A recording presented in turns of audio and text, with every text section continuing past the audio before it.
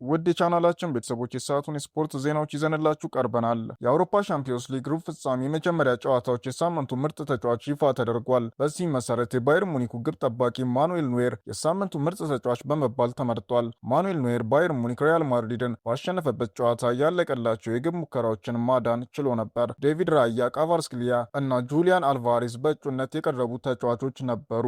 መሐመድ ኩዱስ አዲስ ጉዳት ገጠመው። የሰሜን ለንደኑ ክለብ ቶተናም የፊት መስመር ተሰላፊ መሐመድ ቅዱስ አዲስ ጉዳት እንደገጠመው ተገልጿል። መሐመድ ቅዱስ ባጋጠመው ከባድ ጉዳት ምክንያት ላለፉት 3 ወራት ከሜዳ ርቆ ይገኛል። ተጫዋቹ አሁን ላይ ያጋጠመው አዲስ ጉዳት ቀዶ ጥገና ያስፈልገዋል የሚል ስጋት መፈጠሩ ተሰምቷል። ቅዱስ የቀዶ ጥገና ሕክምና ካደረገ ከጋና ብሔራዊ ቡድን ጋር በዓለም ዋንጫ ላይሳተፍ ይችላል።